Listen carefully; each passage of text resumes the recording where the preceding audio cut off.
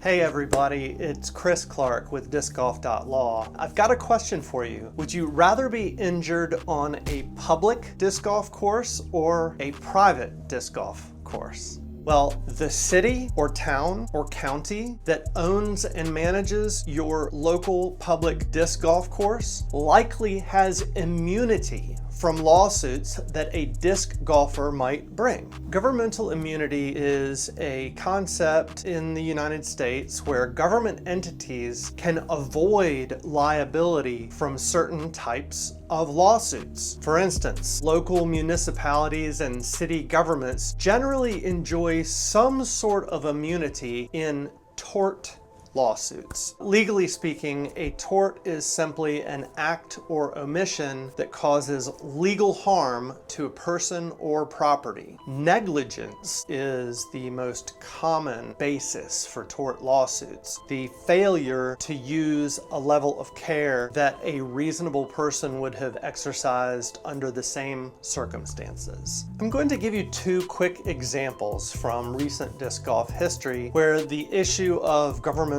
immunity played a role. In 2004, the Disc Golf Club at Mira Costa High School asked the city of Manhattan Beach and Innova Discs to install a golf course at the nearby Pollywog Park. Innova consulted with the city and sold them the disc golf baskets to be used in the park. The 9-hole course was installed in July of 2005. Now, Pollywog Park is the largest public park in the South Bay area. It was a popular location for hosting large community events such as music festivals and sports. Nearly every online review that we could find of the Pollywog disc golf course mentioned how crowded it was and the difficulty of navigating pedestrians during their rounds. In August of 2012, Miracosta High School was hosting their annual cross-country watermelon run at Pollywog Park. One of the students' parents, Noreen Goodbody, was standing under a tree watching her daughter warm up when she was struck in the left eye by a disc golf disc. Goodbody was rushed to the hospital, but after undergoing multiple surgeries, she ultimately lost all vision in that eye. In the process, she racked up more than $200,000 in medical bills and was unable to work for 4 months. So in July of 2013, Goodbody sued the city of Manhattan Beach and Innova Champion Discs, alleging that the defendants were negligent in the design and installation of the disc golf course. The disc golf player who threw the flying disc that struck Goodbody's eye was not sued. A quick aside, why are some parties sued and not others who seemingly may be equally, if not more, liable? Why not sue the person that actually threw the disc? The answer is almost always the same. Named defendants in lawsuits typically have money. Most municipalities and corporations have a lot more money and a lot better insurance than your average disc golfer. It's mostly a waste of time to sue a person or an entity and win if they don't have sufficient assets from which you can recover your judgment amount. So anyway, subsequent to this lawsuit, city officials enacted a more restrictive disc golf policy. They would cover the baskets with a vinyl lid during any other special events or when the park was at capacity. But ultimately in 2014, the decision was made to close the park indefinitely.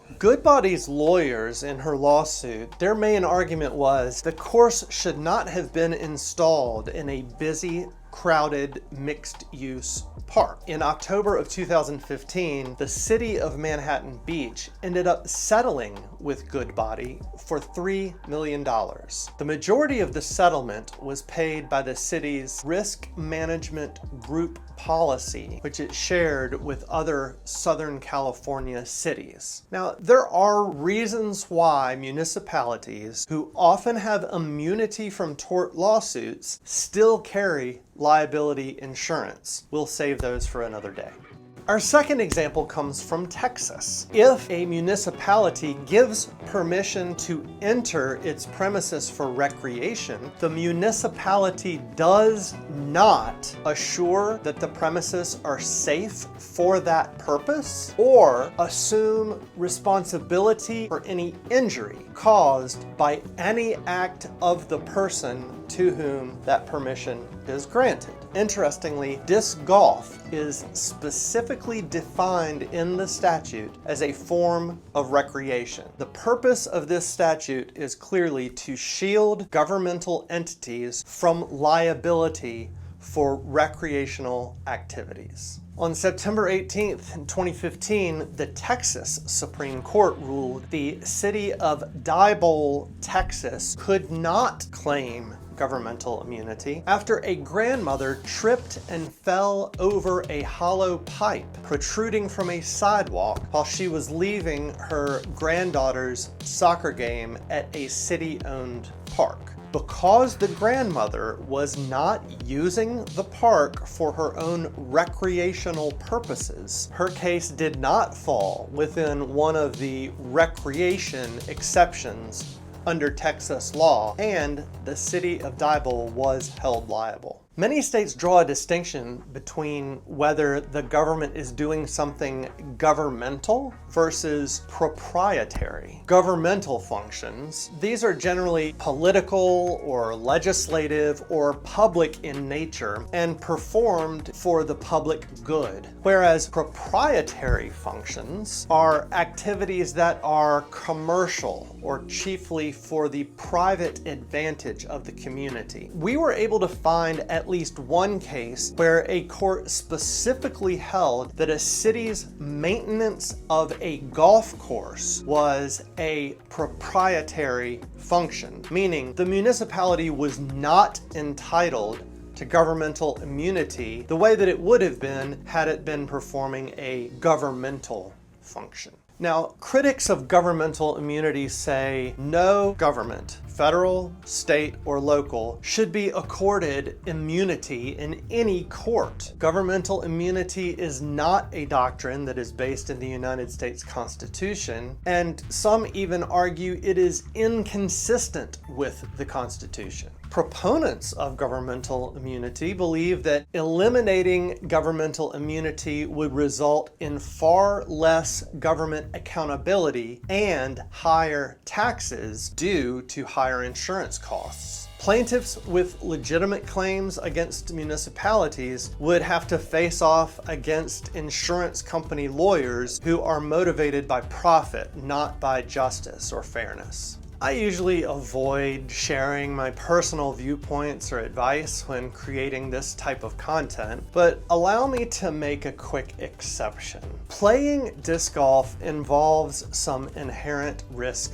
of injury. If a course owner or a course designer or a tournament official or another player causes you a serious injury and it is clearly their fault, yes, you deserve a remedy. But on the other hand, if you fall while playing disc golf or you get hit by a disc, I urge you not to immediately start compiling a list of names in your head of people you can sue. Lawsuits are expensive, unpleasant headaches, and our courts are already jammed full of frivolous claims. I came across the following quote from a 1999 journal article that I think aligns with my philosophy on this subject. Producing a risk-free golf course environment is almost impossible, but controlling risks is not only possible, it must be a full-time concern of everyone on the golf course, including the golfers themselves. So I'm curious to hear whether you agree with me about that or not. Should the government enjoy immunity from lawsuits under certain situations or not? Please leave us a comment. Let us know what you think. And if you haven't already, please subscribe to our channel and like this video.